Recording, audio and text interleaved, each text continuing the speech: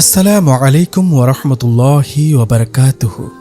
আশা করি আল্লাহর অশেষ রহমত ও মেহেরবানিতে আপনারা সকলেই ভালো আছেন আর আপনারা দেখছেন আলোকিত ইসলামিক টিভি। যেদিন আমার বিয়ে হয় ওই দিন রাতে আমি ওনাকে বলে দিই যে আমি অন্য কাউকে ভালোবাসি। উনি চুপ করে সোফায় বসে পড়েছিল, একটিবারও এসে বিছানায় আমার পাশে বসেনি, একবার জিজ্ঞেসও করেনি তবে কেন তার বউ হয়ে ঘরে এলাম। আমি আবার বলেছিলাম ঘুমের মাঝেও আমাকে টাচ করার চেষ্টা করবেন না। উনি মনে হয় কথা দিতে রেগে যান, উঠে এসে আমার সামনে দাঁড়ান। ওনার চোখগুলো লাল হয়ে আছে, আমি ভয় পেয়ে যাই। হঠাৎই উনি বিছানায় হাঁটু গেড়ে বসে বলতে শুরু করে, ওই আপনি কি মনে করেছেন আমাকে? আমাকে কি মাতাল অভদ্র মনে হয়? ঘুমের মাঝেও যেন আপনাকে স্পর্শ না করি, এর মানে কি? আমি কি হিংস্র পশু যে রাতের আধারে আপনার উপর ঝাঁপিয়ে পড়ব? তারপর আরও কিছু কথা শুনিয়ে দিয়ে নিজের চোখ মুছতে মুছতে ঘর থেকে বের হয়ে যায়। আমি বিছানা ছেড়ে উঠে গিয়ে জানালা দিয়ে বারান্দার দিকে তাকাই, দেখি উনি নীরবে বসে আছেন আর একটু পরপর চোখ মুছতে ব্যস্ত। বিয়ে ঠিক হওয়ার পরে ভাবির মুখে শুনেছিলাম ছেলেটা খুব ভালো অবন্তী, দেখো তোমাকে অনেক আগলে রাখবে, জীবনে অনেক সুখে থাকবে। তখন ভাবির কথাটা তেমন আমলে নেইনি, কিন্তু যখন ওনাকে কাঁদতে দেখি তখন ভাবতে থাকি একটা ছেলে মানুষও এভাবে কাঁদতে পারে। আমি যতটুকু জানতাম বিয়েটা ওনার মায়ের পছন্দই হয়েছে। হয়তো ভাবছে আমার যে ওকে পছন্দ নয়, এটা যদি ওনার মা জানতে পারেন তবে খুবই কষ্ট পাবেন। ওনার মা ক্যান্সারের সাথে লড়াই করছিলেন, কবে মারা যায় কোনো ঠিক নেই। তাই সবসময় আমাকে বলতো আমাকে আপনার পছন্দ না এটা ঠিক আছে, তবে প্লিজ যতদিন আমার মা বেঁচে আছে আমার মায়ের খেয়াল রাখবেন, কখনো মায়ের অযত্ন করবেন না। উনি কথাটা এত করুণভাবে বলেছিল যে আমার নিজেরই কান্না পাচ্ছিল। ওনার চোখেও বেদনার জল ছলমল করছিল। চোখের পানি আড়াল করতে উনি আমার সামনে থেকে চলে যায়, আড়ালে গিয়ে চোখ মুছতে থাকেন। একদিন উনি তাড়াতাড়ি বাসায় ফিরে আসেন। আমি তখন আমার বয়ফ্রেন্ডের সাথে ফোনে কথা বলতেছিলাম। উনি এত তাড়াতাড়ি দৌড়ে ঘরে ঢুকেন যে আমি আর ফোনটা রাখার সুযোগ পাইনি। উনি রুমে ঢুকেই আমার হাত থেকে ফোনটা টান দিয়ে নিয়ে যায়। তারপর ফোনে কল রানিং দেখে ফোনটা এত জোরে আছাড় দেন যে ডিসপ্লে গুঁড়ো হয়ে যায়। তারপর প্রচুর রাগে বলতে শুরু করেন, আপনার বাবা আপনাকে বিনে টাকায় এই বাড়িতে পাঠায়নি, দেনমোহরের 2 লাখ টাকা দিতে হয়েছে, বিয়ের গহনা আর অন্য খরচ বাবদ প্রায় 4 থেকে 5 লাখ টাকা খরচ হয়েছে। 10 বছরের জমানোর সব ভালোবাসা আর টাকা দিয়ে তারপর আপনাকে এই বাড়িতে এনেছিলাম। এর কোনো শুকরিয়া আপনি কি আদায় করেছেন? কি চেয়েছিলাম আপনার কাছে? মোহরানার টাকা পরিশোধ করার পর আপনার উপরে আমার সম্পূর্ণ হক ছিল, তবুও এক মুহূর্তের জন্য আপনাকে স্পর্শ করিনি। বিয়ে করে আনার পর এ বাড়ির ছোট বড় কাজগুলো করাও আপনার দায়িত্ব ছিল, কিন্তু তাও কোনোদিন আপনাকে কিছু বলিনি। শুধু বলেছিলাম আমার মাকে একটু দেখে রাখবেন। আমার মা 1 ঘন্টা আগে তার খারাপ লাগার কথা বলেছে আপনাকে ফোন দিয়ে। আমি অফিস থেকে চলে আসছি আর আপনি একটু পাশের রুমে গিয়েও দেখতে পারেননি আমার মা কেমন আছে? আর দেখতেও হবে না আপনাকে, দেনমোহরের অর্ধেক টাকা ফিরিয়ে দিয়ে চলে যাবেন এখান থেকে, আপনাকে আমার প্রয়োজন নেই। তারপর উনি হন হন করে চলে যায়। আমি কখনো এত কষ্ট পাইনি ওনার কথায় যতটা কষ্ট পাই। আসলেই তো এই বাড়িতে আমার 1000টা দায়িত্ব, আর আমি কিনা ওনার একটা আবদার পূরণ করতে পারলাম না। আর কি যেন বলেছিল 10টা বছরের জমানো ভালোবাসা, মানে কি আসলে? যেদিন থেকে যৌবনে পদার্পণ করেন তখন থেকেই যে ব্যক্তি অনাগত স্ত্রীকে ভালোবাসতে পারেন, আমি কিনা তাকে একটিবারের জন্য ভালোবাসতে পারিনি, তার একটা আবদারও পূরণ করতে পারিনি। ধপাস করে ফ্লোরে বসে পড়ি। আমার চোখ দিয়ে তখন অবিরাম পানি ঝরছিল।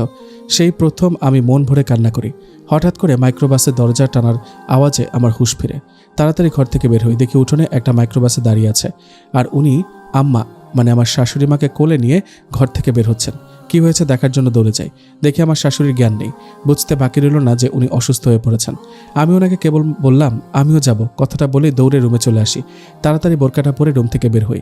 আম্মাকে গাড়ির পেছনে বড় সিটটাতে লম্বা করে শোয়ানো হয়েছে আর মাথাটা আমার স্বামীর উরুর ওপরে রাখা। আমিও গাড়িতে উঠে পড়ি, গিয়ে ওনার পাশে বসে বলি আপনি সামনে চলে যান, আমার মাথাটা আমার কোলে দিন। উনি কোনো কিছু না বলে আমার দিকে রক্তিম চোখে তাকান। ওনার চাওয়াতে নিষেধ স্পষ্ট, বাধ্য হয়ে আমি পেছনের সিটে গিয়ে বসে পড়ি। আম্মাকে হাসপাতালে জরুরি বিভাগে ঢুকানো হয় আর উনি পুরো বারান্দা জুড়ে পায়চারি করছেন। আমি বসে থাকতে পারছি না, কেননা উনি হাঁটছেন। এই অবস্থায় যদি আমি বসে বসে আরাম করি তবে উনি হয়তো আবারও কষ্ট পাবেন। আমি এগিয়ে গিয়ে ওনাকে বসতে বলি, এতে উনি বড় বড় চোখ করে আমার দিকে তাকান। আমি ভয়ে আর কিছুই বলিনি, দেওয়ালে ঠেস দিয়ে দাঁড়িয়ে থাকি। উনি কিছুক্ষণ পরে লোহার লম্বা চেয়ারটাতে গিয়ে বসেন। আমিও ওনার পাশে গিয়ে বসি। হাতটা এগিয়ে ওনার কাঁধে রাখতে মন চাইছে, কিন্তু ভয়ে এগোতে পারছিলাম না। মন চাইছিল ওনার বুকে মাথা রেখে কতক্ষণ কান্না করি, হয়তো উনি এতে কিছুটা ভরসা পাবেন আর আমারও একটু ভালো লাগবে, কিন্তু অতটা সাহস আমার তখন নেই। তবুও কাচুমচু করে ওনার পাশের চেয়ারটাতে গিয়ে বসি। মনে মনে ভাবতে থাকি আমার এহেন কৃতকর্মের জন্য ক্ষমা চাওয়া অনেক জরুরি, কিন্তু হাসপাতালে তো আর পায়ে ধরে মাফ চাওয়া যায় না। আর স্বামীর কাছে স্ত্রী ক্ষমা চাইতে হলে পায়েও ধরতে হয় না, আলতো করে হাতটা ধরে 2 ফোঁটা চোখের জল ফেলাই যথেষ্ট, অথবা ছোট্ট বিড়াল ছানার মতো করে স্বামীর বুকে মুখ লুকিয়ে নিলেই হয়। হয়তো প্রথমে স্বামী স্ত্রীর দিকে একটু গরম নজরে তাকাবে, তবে তখন স্বামীর চোখের দিকে অসহায়ের মতো তাকালেই হয়ে যায়। একটা লম্বা সময় নিয়ে কোনো মেয়ে যদি তার প্রিয় মানুষটার চোখের দিকে তাকিয়ে থাকে, তবে সেই ছেলেটা যত রাগী হোক না কেন সে অবশ্যই গলে যাবে। অতঃপর শক্ত করে জড়িয়ে বুকের সাথে মিলিয়ে গেলেই সব শেষ। কিন্তু আমার ক্ষেত্রে মোটেই এমন সুযোগ ছিল না, কেননা ওনার সাথে আমার স্বামী স্ত্রী কোনো সম্পর্কই ছিল না। কোনোদিন একটু সময় নিয়ে ওনার সাথে কথাও বলিনি, তবে ভেবেছিলাম একটু চেষ্টা করতে ক্ষতি কি। ওনার ডান হাতটা টেনে আমার 2 হাতের মধ্যে নিলাম। উনি কিছুই বললেন না, এক দৃষ্টিতে অন্যদিকে তাকিয়ে আছে। আমি বুঝতে পারি চিন্তায় উনি এই বিষয়টি খেয়াল পর্যন্ত করেননি। আমি ওনার দৃষ্টি আমার দিকে ফেরাতে চেষ্টা করলাম। ওনার হাতটা শক্ত করে আমার 2 হাতের তালুর মধ্যে নিলাম। তাতেও কোনো কাজ হয়নি দেখে আমি নিজেকে ওনার একদম কাছে নিয়ে গেলাম। ওনার কাঁধে মাথা রেখে ওনার বাহুটা জড়িয়ে ধরলাম। এবার উনি আমার দিকে তাকালো। আমিও ওনার চোখের দিকে তাকিয়ে নিজের চোখগুলো বারবার বাঁকাতে লাগলাম, আর ঘন ঘন ঢেকুর গিলতে গিলতে একটা করুণ দৃষ্টিতে ওনার দিকে তাকিয়ে রইলাম। উনি কি ভাবলো জানি না, একটা দীর্ঘশ্বাস ছেড়ে চোখের পাতা দুটো এক করতেই কয়েকটি ফোঁটা জল গড়িয়ে পড়ল। উনি বাম হাতে চোখ মুছে নিয়ে আমার হাতের তালুর পিঠটা চেপে ধরে রাখলো। আমার কাছে তখন কেমন জানি লাগছিল, সেটা আমি আজও কল্পনা করতে পারি না। কোনো একটা অজানা অনুভূতি এসে গ্রাস করছিল আমাকে। ওটাই ছিল ওনার প্রথম স্পর্শ। প্রিয় মানুষটার কাছে না প্রতিটা নারী হয়তো এমন একটা স্পর্শের আশায় থাকে, তবে আমাদের মধ্যে একে অপরের প্রিয় হওয়ার মতো কোনো সম্পর্কই তখন নেই। তাই ওই সব কিছু মিলিয়ে এক অন্যরকম অনুভূতি হচ্ছিল আমার, কিন্তু সেটা বেশিক্ষণ স্থায়ী হয়নি। পরক্ষণে উনি আমার কাছ থেকে নিজেকে ছাড়িয়ে নিলেন, চেয়ার ছেড়ে উঠে সামনে চলে গেলেন। আমি অবাক চোখে ওনার দিকে তাকিয়েছিলাম। উনি একবারের জন্য আর আমার দিকে ফিরে তাকায়নি। একটু পর ডাক্তার রুম থেকে গোমরা মুখে বেরিয়ে আসে। আমার স্বামী দৌড়ে ওনার কাছে যান, উৎসুক দৃষ্টি তাকিয়ে থাকেন ওনার দিকে। ওনার সেই করুণ চোখের দৃষ্টি আজও আমার চোখে ভেসে ওঠে। অতঃপর ডাক্তার ওনার কাঁধে হাত রেখে কিছুক্ষণ সময় নিয়ে আস্তে আস্তে কিছু একটা বলতে থাকে। আমিও উঠে সেখানে যাই শোনার জন্য, কিন্তু ডাক্তারে যা বলল তা শোনার জন্য আমরা কেউ প্রস্তুত ছিলাম না। ডাক্তার ওনার কাঁধে হাত রেখে বললেন, সরি স্যার, আপনার মায়ের লিভার ক্যান্সার হয়ে গেছে, হয়তোবা আর বেশি হলে 40 দিন বাঁচবে, পরীক্ষা করলে পুরো শিওর হওয়া যাবে। কথাটা শুনতেই আমার শরীরে লোম দাঁড়িয়ে যায়, আর উনি যেন কাঁদতে ভুলে গেলেন। রোবটের মতো মেপে মেপে কয়েক কদম এগিয়ে এসে আবার চেয়ারটাতে বসেন। হাত দুটোর কোনোই হাঁটুতে ভর দেওয়া, 10টা আঙুল দিয়ে পুরো মুখটা আড়াল করে নীরবে কাঁদতে লাগলেন। আমি এবার আর নিজেকে কন্ট্রোল করতে পারলাম না, গিয়ে ওনার পাশে বসলাম। ওনার কাঁধে হাত দিয়ে বলতে লাগলাম, sorry, I am very sorry, please please. কথাগুলো বলে কাঁদতে কাঁদতে ওনার বাহু জড়িয়ে কাঁধে মাথা রাখলাম। উনি বলতে লাগলেন, কেন এমন হয় আমার সাথে? সব সময় কেন এমন হবে? এ জীবনে কি কখনো সুখ পাবো না আমি? কেন এমন হয় বারবার, কেন? বলতে বলতে উনি কান্নায় ভেঙে পড়েন। আমি ওনার মাথাটা আমার কাঁধে রেখে মাথায় হাত বুলাতে থাকি আর সান্ত্বনা দিয়ে বলতে থাকি, আমার কিচ্ছু হবে না, একদম চিন্তা করবেন না। হঠাৎই উনি আমাকে ধাক্কা দিয়ে উঠে পড়েন। আমিও এগিয়ে যেয়ে ওনার সাথে সাথে। মায়ের জ্ঞান অনেক আগেই ফিরেছে, কিন্তু খুব শিগগিরই পৃথিবীর মায়া ত্যাগ করবে হয়তো। তখন রাত 10টা। আম্মাকে নিয়ে বাসায় আসতে আসতে প্রায় 11টা বাজে। উনি নিজ হাতে আম্মাকে খাইয়ে দিয়ে ঘুম পাড়িয়ে আমার রুমে চলে আসে। রাত প্রায় 1টার দিকে আমার একবার ঘুম ভেঙে যায়। দেখি উনি সোফায় নেই, ঘরের দরজা খোলা। আমি উঠে গিয়ে ওনাকে খুঁজতে থাকি। অবশেষে ছাদে গিয়ে ওনাকে পাই। দেখি দেওয়ালে ঠেস দিয়ে বসে কাঁদছেন। আমি খুঁজে পাই না উনি এত কাঁদছেন কি করে। একটা ছেলে যে এত কাঁদতে পারে ওনাকে না দেখলে বুঝতামই না। হয়তোবা ছেলেবেলাতেই বাবাকে হারিয়েছে, সারা জীবন সংগ্রাম করে আসছেন একা একা। জীবনের পথ চলাতে মা একমাত্র সঙ্গে ছিল, আর তিনিও ছেড়ে চলে যাবেন এই ভাবনায় এত কান্না। উনি ওনার পাশে গিয়ে বসতেই উনি কান্না থামিয়ে চোখ মুছতে ব্যস্ত হয়ে পড়ল। তারপর বলতে লাগলো, এত রাতে ছাদে এসেছেন কেন? যান ঘরে গিয়ে ঘুমান। আমি কোনো কথা বলিনি, তাই উনিও আর কিছু বলল না, ওভাবেই বসে রইল। আমি ওনার দিকে আরেকটু এগিয়ে গেলাম, ওনার হাতটা জড়িয়ে ধরে মাথাটা ওনার কাঁধে রাখলাম, আর উনি সাথে সাথে উঠে অন্যদিকে চলে গেল। আমি আবারও ওই পাশে গিয়ে দাঁড়ালাম। আমার মন চাইছিল একবার ওনার বুকে মাথা রেখে চোখের জলে ওনার বুকটা ভিজিয়ে দিতে, এতে যদি উনি আমাকে ক্ষমা করেন।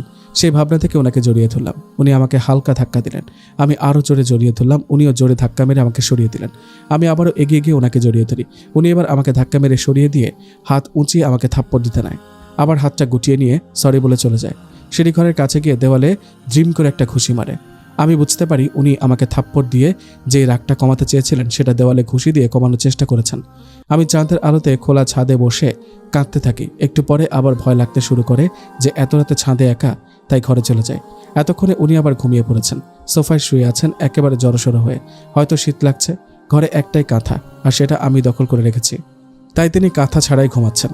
আমি কাঁথা এনে ওনার ওপরে দিতেই ঘুমের ঘোরে তার টেনে গায়ে জড়িয়ে নেন। খুব নিষ্পাপ লাগছিল ওনাকে। সারাটা দিনে কেমন জানি মায়া জমে গেছে ওনার প্রতি। সারাদিন কান্নাকাটির ফলে চোখটা ফুলে লাল হয়ে আছে। দেওয়ালে ঘুষি দেওয়ার ফলে হাতটা কতটুকু ছিলে গেছে। আমার রুমে ফার্স্ট এইড বক্স ছিল। আমি সেখান থেকে একটু ভায়োডিন নিয়ে তুলা দিয়ে হাতে ঘষতে উনি নড়েচড়ে ওঠেন, কিন্তু সারাদিন অনেক পরিশ্রম করে ক্লান্ত হয়ে আছেন, তাই পুরোপুরি উঠলেন না। কাজ শেষে আমি ওনার কপালে একটা চুমু দিয়ে শুয়ে পড়ি। সকালে ঘুম থেকে উঠে রান্নাঘরে যাই। রান্না প্রায় শেষ, তখন শাশুড়ি আম্মা রান্নাঘরে আছেন। রান্না কতটুকু হয়েছে দেখে আমাকে রান্না শেষ হলে ওনার ঘরে যাওয়ার জন্য কথা বলে চলে যান। রান্না শেষ করে শাশুড়ি রুমে যাই। উনি আমার হাত ধরে নিজের পাশে বিছানায় বসান আর এক নাগারে বলতে শুরু করেন, অবন্তী মারে, আমি কি আর বাঁচব না রে? আমার তো মনে হয় আর বেশি দিন বাঁচব না। জানিস রে মা, ছেলেটা সেই ছোটবেলাতে বাবাকে হারায়। জানিস সেই অল্প বয়সে কষ্ট করে কাজ করে আবার লেখাপড়াও করে। আমাকে লোকে কত জোর করেছে বিয়ে দেওয়ার জন্য, আমি না করে দিই। ছেলেটাকে নিয়ে বেঁচে থাকি। ছেলেটা আমার আদরের চেয়ে কষ্টই বেশি পেয়েছে। বাপ মরার পরে এলাকার লোকের আদরও পায় না, আবার আমার বাপের বাড়ির আদরও পায় নাই। এরপরও কোনোদিন বলে নাই আমি কষ্টে আছি। আমি যখন যা চাইছি তাই দিয়েছে। যেদিন তোকে দেখতে যাই অনেক ভালো লাগে তোকে। ছেলেটা একবারও বলেনি আমি আগে দেখে তারপর আমার মত জানাবো। শুধু বলেছিল, মা তুমি যা ভালো বুঝছো তাই করো, আমার কিচ্ছু বলার নেই। তারপর তো তুই এ বাড়ির বউ হয়ে আসলি। আমি তোকে তুই তুই করে বলি, তাই রাগ করিস না আবার। তুই তো আমার মেয়ের মতোই। আমার ছেলেটাকে একটু দেখে রাখিস, কোনো সময় কষ্ট দিস না রে মা। ছেলেটা আমার জীবনেও আদর পায়নি, তুই একটু আদর দিয়ে আগলাইয়া রাখিস, দেখবি তোরে মাথায় তুলে রাখবো। আমার জন্য কান্দিস না, আমি তো বুড়া হইয়া গেছি। বুড়া মানুষ তো মরণ লাগবই, কত জোয়ান মানুষে মইরা যায়। আমি ওনার হাজারটা কথার বিপরীতে কি বলবো ভাষা খুঁজে পাইনি সেদিন। ওনাকে জড়িয়ে চিৎকার করে কাঁদতে থাকি। আমি আমার নিজের মাকেও কোনোদিন এত আপন করে পেয়েছি কিনা জানি না। উনি আমার মাথায় হাত বুলিয়ে দিয়ে বলেছিল, পাগলি মাইয়া কান্দস কেন, বুড়া মানুষের লাগে কাঁদলে কি হইব, তুই খালি আমার পোলাটারে দেখা রাখিস। তারপর আমার কপালে একটা চুমু দিয়ে দেয়। তার বদলে আমি ওনাকে শক্ত করে জড়িয়ে ধরি। নিজের মায়ের থেকেও বেশি আপন তখন ওনাকে মনে হচ্ছিল। সেদিনের পর থেকে আমার স্বামীকে সবসময় মনমরা দেখতাম। এর কিছুদিন পর আমার স্বামী আমাকে একটা ফোন কিনে দেয়। আমি আবার আমার সেই পুরাতন সিমটা ইউজ করা শুরু করি। একদিন আমার বয়ফ্রেন্ড আমাকে রাতের বেলায় কল দেয়। তার নানান কথা বলা শুরু করে। কবে স্বামীকে ডিভোর্স দিব, এতদিন কেন ফোন দেয়নি, কেন ফোন অফ ছিল, দুনিয়ার সব কথা। আমি আবারও আমার বর্তমানকে ভুলে ওর সাথে কথা বলায় ব্যস্ত হয়ে পড়ি। আবার তার কথা ভাবতে থাকি। প্রায় আধা ঘন্টা কথা বলার পর হঠাৎ করে ঘরে কারো আসার শব্দ পাই। আমি ফোনটা না লুকিয়ে পেছনের দিকে ঘুরতে দেখি আমার স্বামী অফিস থেকে ফিরেছে। উনি আমার ফোনে কথা বলার ব্যাপারটা দেখে ফেলে, কিন্তু কোনো রিয়েক্ট না দেখে শুধু কাপড় চোপড় চেঞ্জ করে ঘর থেকে বেরিয়ে যায়। আমি আবারও তার সাথে নিয়মিত কথা বলতে থাকি। আমার বয়ফ্রেন্ডের প্রতি আবার মায়া বেড়ে যায়, কেননা এমনিতেই আমাদের রিলেশন সেই কলেজ লাইফ থেকে প্রায় 3 বছরের। আমি ফোনে কথা বলার সময় প্রায়ই দেখে ফেলতো, কিন্তু কিছু বলতো না। এভাবে প্রায় 20 দিন চলে যায়। একদিন সকালবেলা ঘুম থেকে উঠেছি, উনিও উঠেছেন। হঠাৎই আম্মা কেমন যেন করতে থাকে। তাড়াতাড়ি হাসপাতালে নিয়ে যায়। ডাক্তার বলে দেয় বাড়িতে নিয়ে যান, ওনার সময় একদম শেষ হয়ে আসছে, যা চায় নিয়মিত দিয়েন, হয়তো আর 2-1 দিন আছে। ওই দিন দুপুরে বাড়ি চলে আসার পর থেকে আমি ওনাকে আর ঠিকমতো খেতে দেখিনি। সারাক্ষণ মুখ ভার করে রাখতো, ঠিকমতো কথাও বলতো না। ওই দিন রাতে শাশুড়ি আমাকে ডেকে বলে, অবন্তী মারে এদিকে আসতো, শোন তোকে কয়েকটা কথা বলি। আমি বললাম, আম্মা বলেন, কি বলবেন? উনি বলতে শুরু করেন, শোন মা, তোকে আমার পছন্দে বিয়ে করিয়েছি, এটা তুই মনে হয় জানোস। তারপরও আবারও বলি শোন, আমি আমার ছেলের কাছে এখন পর্যন্ত যা চেয়েছি ও সবটুকু চেষ্টা করে তা জোগাড় করে দিয়েছে, কখনো আমাকে অভাব ছুঁইতে দেয়নি। আমি তো তোকে কিছু দিয়ে যেতে পারলাম না রে। অতঃপর আমার শাশুড়ি যা বলে তা শোনার জন্য আমি একটুও প্রস্তুত ছিলাম না। শাশুড়ির কথা শুনে আমার হাত পা হিম হয়ে যায়। হতভম্ব হয়ে গুটিসুটি হয়ে বসে থাকি খাটের এক কোণে। আমি তো ওনার কথা শুনে হতভম্ব হয়ে যাই। আমার শাশুড়িও কি তবে আমার ব্যাপারে সব জানে? আমার শাশুড়ি না থেমে আবারও বলতে থাকে, শোন মা, পৃথিবীতে যে যা চায় তা কি কখনো পায়? অনেক সময় পায় না। আমার ছেলেটা সবসময় খালি আদর ভালোবাসা খুঁজত, কিন্তু তা পায় নাই। বড় হয়ে আমার পায়ে মাথা রেখা ঘুমাইতো। জানিস, ও জমানো টাকা দিয়ে এটা ওইটা কিনে লুকিয়ে রেখে দিত, কিন্তু আমি ঠিকই দেখে ফেলতাম। আর ওই জিনিসগুলো আর কারণ না, হবু বউয়ের জন্য হয়তো রাখতো। ওর তো আর কোনো বোন নেই, তা আমি ঠিক বুঝতাম। তুই ওর ঘরের আলমারির পশ্চিম পাশের ড্রয়ারটা খুলে দেখিস, অনেক কিছু কিনে জমাইছে তোর জন্য। দেখ, আমি ঠিকই বুঝতেছি, হয়তো আজ রাতটাই আমার শেষ।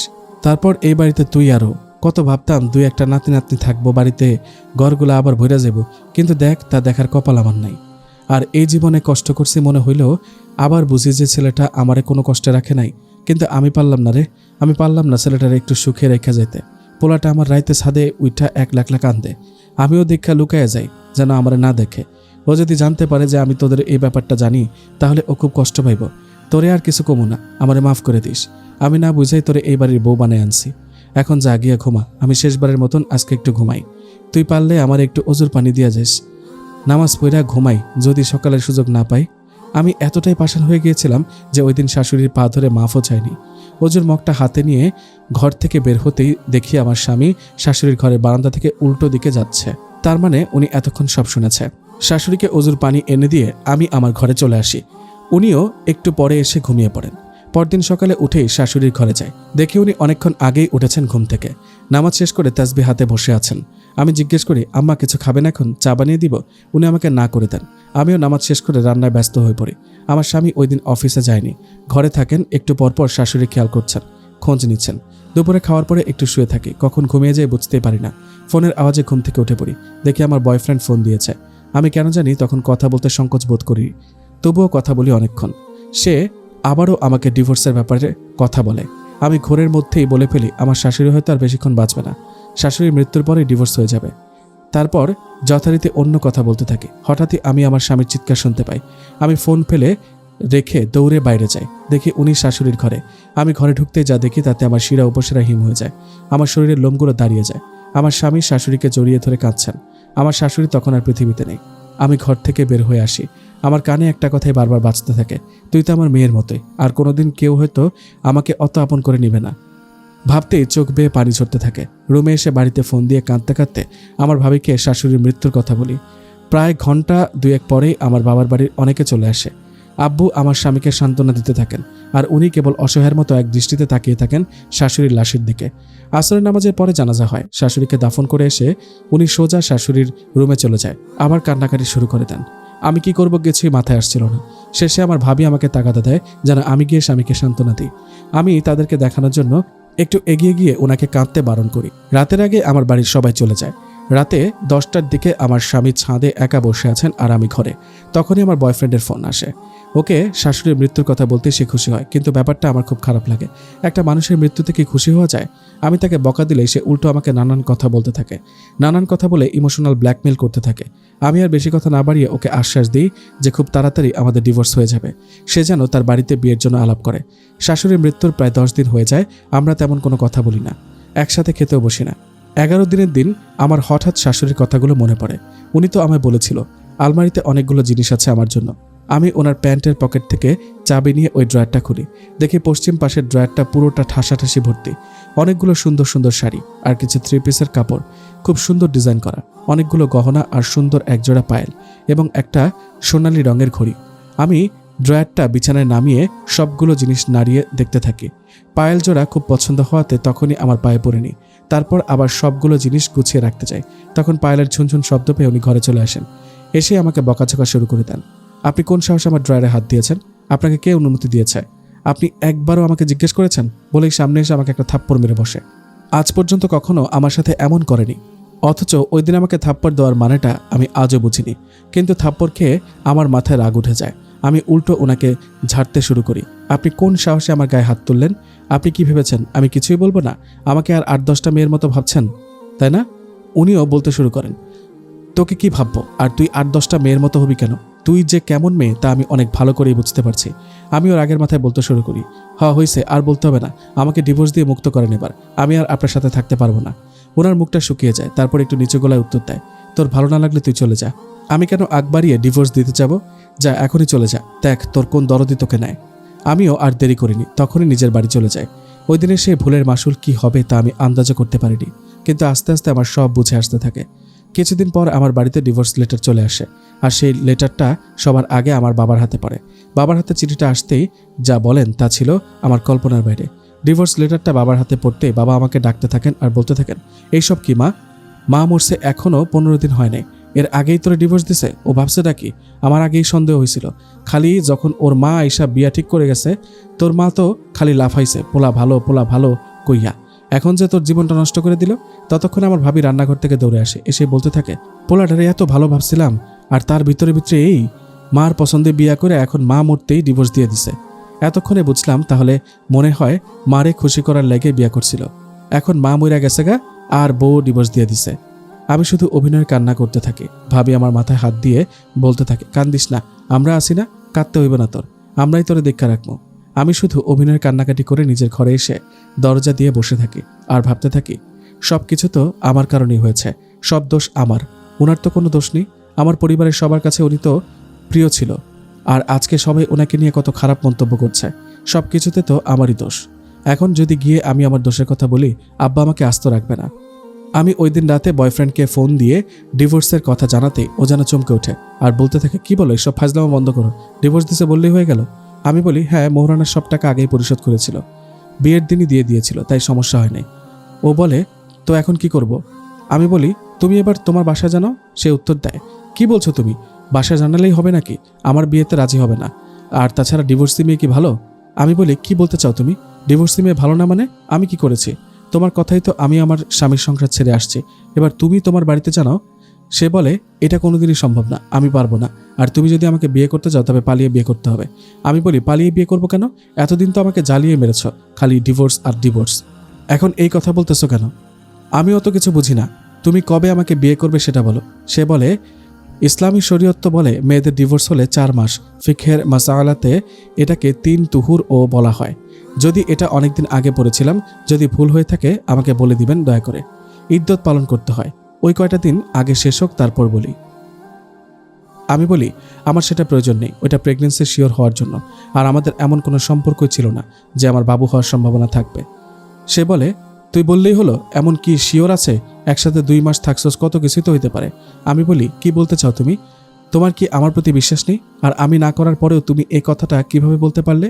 সে বলে, বলতে পারলাম কি? তুমি কি দুধে ধোয়া তুলসী পাতা নাকি?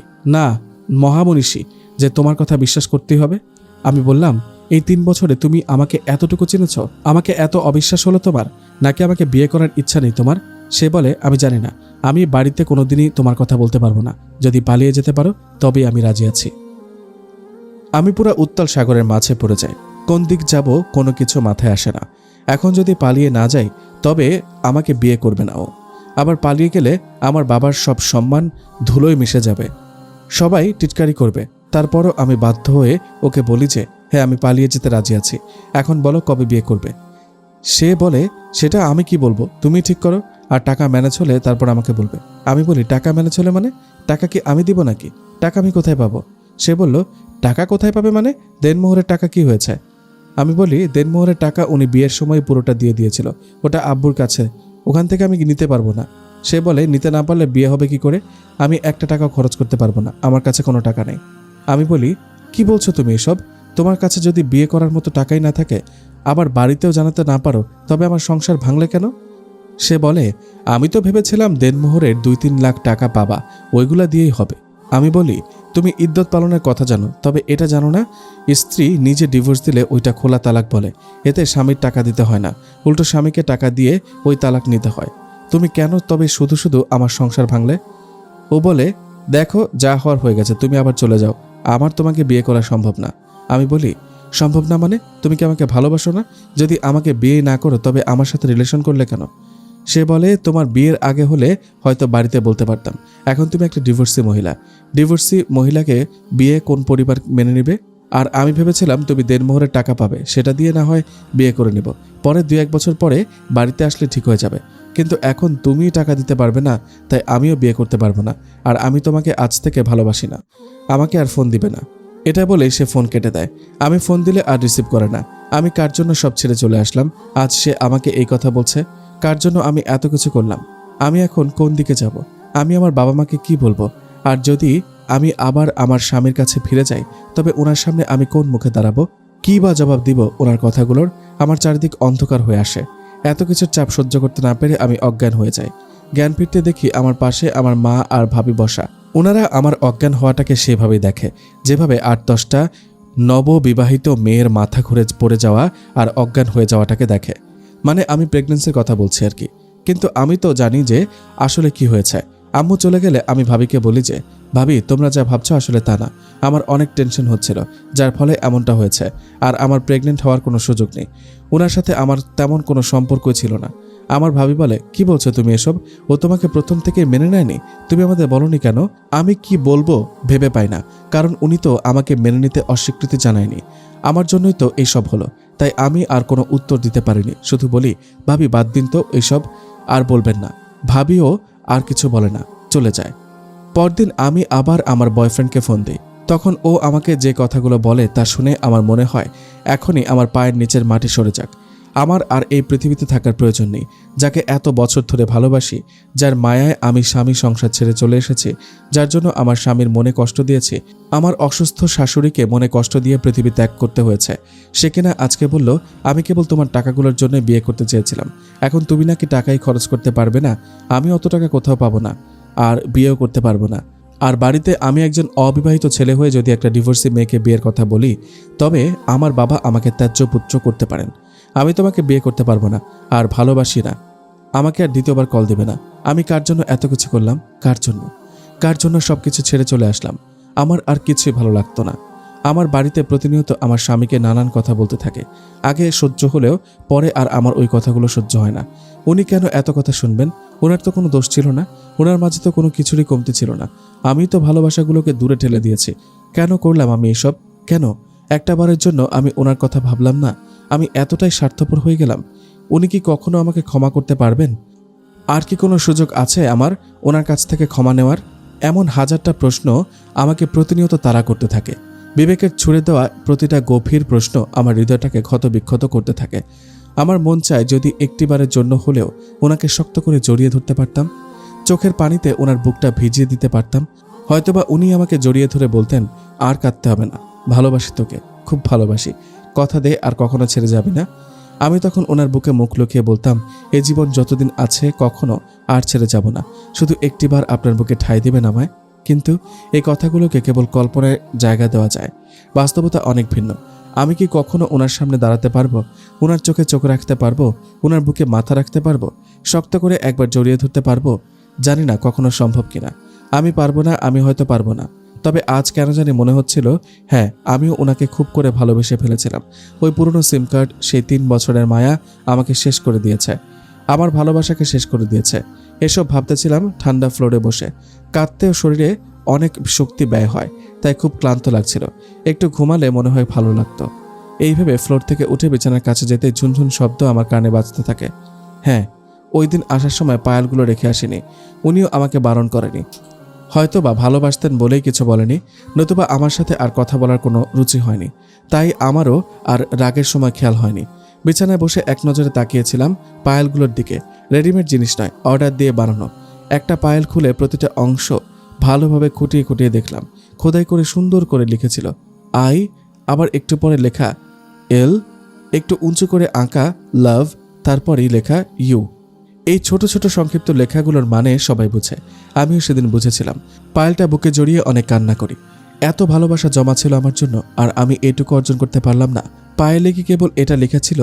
না, প্রতিটা জিনিসেই এভাবে লেখা ছিল, আর আমি সেগুলোকে আমার গলায়, আমার হাতে এক জায়গায় স্থান দিতে পারলাম না, শুধুমাত্র পায়ে স্থান দিতে পারলাম। আমি নির্বোধ, সবচেয়ে বড় নির্বোধ। বৈধ ভালোবাসাগুলোকে দূরে ঠেলে দিয়ে একটা অবৈধ মায়ায় জড়িয়েছিলাম। অন্ধকার হয়ে আসে আমার পৃথিবীটা। অনেকে হয়তো বা ওই সময় আত্মহত্যা করেও ফেলতো, কিন্তু আমি করিনি। আমার যে সেই হারানো ভালোবাসাটা পেতেই হবে। এ পৃথিবীতে যদি নাও পাই, পরের জগতে হয়তো বা পাবো। আর যদি আত্মহত্যা করি, তবে তো আর কোনো জগতেই আমি সেই ভালোবাসা পাবো না। সেই চিন্তায় বেঁচেছিলাম। প্রতিদিন ভাবতে থাকি ওনাকে একটু ফোন দিই অন্তত, কিন্তু সাহসে কুলোয় না। আমি পারি না ফোন দিতে। এভাবে প্রায় 10 দিন কেটে যায়, মনে হয় আরও বেশিও হতে পারে। একদিন রাতে খেতে বসেছি, তখন একটা মেসেজ আসে। আমি খাওয়া শেষ করে আর সেটা দেখতে মন থাকে না। পরে রাতে ঘুমানোর আগে ফোন হাতে নিলে মেসেজটা দেখি। মেসেজটা আমার স্বামীর নাম্বার থেকে এসেছে। আমি তাড়াতাড়ি করে সেটা পড়তে উঠে বসি।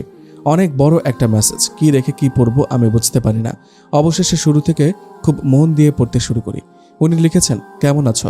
আশা করি খুব ভালো আছো। আমি কেমন আছি তা না বললে চলবে। আজ আম্মু মৃত্যুর 40 দিন হলো। যদিও এই দিন হিসেবে বিশেষ কোনো কিছু নেই, তবুও আমি এই দিনটা একটা বিশেষ দিন ধরে নিয়েছিলাম। ইসলামী শরীয়তে 40 খুব প্রশংসনীয়, তাই আর কি। আমি ঠিক করে রেখেছিলাম আম্মুর মৃত্যুর 40 দিন পর্যন্ত তোমাকে সময় দিব। কিন্তু তুমি এই দিনগুলোর মাঝে একটা বারের জন্য যোগাযোগ করনি। কি দোষ করেছিলাম? না হয় রাগের মাথায় একটা থাপ্পড়ি দিয়েছিলাম। কই, এতদিন তো কিছু বলিনি। তোমার এত অনিয়মের পরেও কিছু বলিনি। কিন্তু যেদিন শুনি যে আমার আম্মু সব জেনে গেছে, ওই দিন থেকে আমার রাগ চলে আসে। তবুও তোমাকে এই কয়েকদিনের সময় দিয়েছিলাম। খুব ভালোবাসতাম তোমাকে, খুব খুব। তাই সহজেই ভুলতে পারিনি। তুমি নিজে যদি ডিভোর্সটা দিতে, তবে তোমার বাড়িতে অনেক সমস্যা হতো। তাই বাধ্য হয়ে আমি ডিভোর্স দিই। আজ প্রায় 22 দিন হয়ে গেছে তুমি চলে গেছো। একটা বারের জন্য মনে হলো না যে আমি একা একা কিভাবে চলি, কে রান্না করে দেয়, কিভাবে সময় মতো অফিসে যাই। আমি কি ঠিকমতো অফিসে যেতে পারি, ঠিকমতো খেতে পারি, সময় মতো ঘুম থেকে উঠতে পারি? একটা বারের জন্য জানতে মন চাইল না আমি বেঁচে আছি না মরে গেছি তারও খোঁজ নাওনি? ওই দিন আমার অফিসে এসে সবার সামনে তোমার বাবা আমাকে প্রায় 30 মিনিট নানান কথা বলেছে, কতটা অপমান করেছে সবার সামনে। একটা বারও আমি ওনার দিকে মুখ তুলে তাকাতে পারিনি, একবারও বলিনি যে আমি কিছুই করিনি আপনার মেয়ের জন্য এইসব হয়েছে। বললে হয়তো তুমি অনেক কথা শুনতে, লোকে তোমাকে খারাপ ভাবতো, তুমি অনেক বকা খেতে, তাই ওই দিন তোমার নামে কোনো অভিযোগ করতে পারিনি। কেন জানো? বড্ড ভালোবাসতাম যে তোমাকে। অফিসের কলিগরা আমায় বাজে ছেলে ভেবেছে ওই দিন, কিন্তু আমি একবারও তাদের ভুল শুধরে দেইনি, কারণ একটাই, বড্ড ভালোবাসতাম তোমাকে। কিন্তু তুমি একটুও ভালোবাসোনি আমাকে, একটুও না। তাই প্রতিটি মুহূর্তে কষ্টে কষ্টে তোমাকে ভুলতে শিখেছি, একাকী বাঁচতে শিখেছি। হ্যাঁ, এখন থেকে আর ভালোবাসি না তোমাকে, না একটুও ভালোবাসি না। সব ভালোবাসা শেষ হয়ে গেছে। এখন তোমার জন্য আমার মনে কেবল ঘৃণা ছাড়া আর কিছুই নেই। ক্ষমা করে দিও, তোমার জীবনের অনেকটা সময় আমার কারণে নষ্ট হয়ে গেছে। আরেকটা কথা, আজ থেকে আর কোনো সম্পর্ক নেই তোমার সাথে, তাই আর আমার খোঁজ নেওয়ারও প্রয়োজন নেই, আর কোনো ফোন দেওয়ারও প্রয়োজন নেই। ভালো থাকবেন। মেসেজটা পড়ার পর আমার কেমন যেন লাগছিল তা আমি নিজেও বলতে পারবো না। আমি চিৎকার করে কেঁদেছিলাম ওই দিন। অত কান্না আমি জীবনও করিনি। আমার ঘরটা থেকে আব্বুর ঘর দূরে, ভাইয়ার ঘর থেকেও দূরে, আর রুমের দরজাও লাগানো, তাই কেউ শুনতে পায়নি আমার কান্না। সারাটা রাত ঘুমাতে পারিনি, কান্নায় কান্নায় কাটে পুরো রাত। শেষ রাতে ক্লান্ত হয়ে একটু ঘুমাই। সকালবেলা ঘুম থেকে দেরিতে উঠে, তখন রান্না প্রায় শেষ, তবুও ভাবিকে সাহায্য করার জন্য চাই। ভাবি আমার দিকে তাকিয়েই বলতে থাকে, অবন্তী তোমার চোখ এমন লাল কেন, ঘুমাওনি ঠিক মতো? আমি বলি, ভাবি ঘুম হয়নি বেশি। ভাবি বলে, তোমাকে বলেছে না কান্নাকাটি করবে না, যে কিনা 2 মাসের বউকে ডিভোর্স দিয়ে দেয়, তাও মা মরার 15 দিনের মাঝে ওই রকম বাজে লোকের জন্য কান্না কোনো মানেই হয় না। আমরা আছি না, কোনো টেনশন করবে না। আমি বলি, ভাবি প্লিজ ওনাকে কিছু বলবেন না। ভাবি রাগে ফুলতে ফুলতে বলে, দরদ উতলায় পড়তেছে, এইসব হারামের জন্য কিসের দরদ এত? আমি শুধু বলি, ভাবি প্লিজ এখন কিছু বলো না, রাতে তোমার সাথে কথা আছে, সবাই ঘুমালে তারপর আমার রুমে এসো। ভাবি বলে, আচ্ছা ঠিক আছে, যাও এখন গিয়ে ভালো করে হাত মুখ ধো, চোখ যেন লাল না থাকে। আমি এসে হাত মুখ ধুয়ে নিই ভালো করে, যেন আব্বু আম্মু লাল চোখ না দেখে। রাতে খাওয়ার পরে সবাই যখন ঘুমিয়ে যায় তখন ভাবি আমার রুমে আসে। আমি ভাবিকে আস্তে আস্তে সব বলি। কথা শেষ হতেই ভাবি জলজল চোখে আমার দিকে তাকিয়ে থাকে, আর হঠাৎই জোরে একটা থাপ্পড় লাগিয়ে দেয় আমার গালে।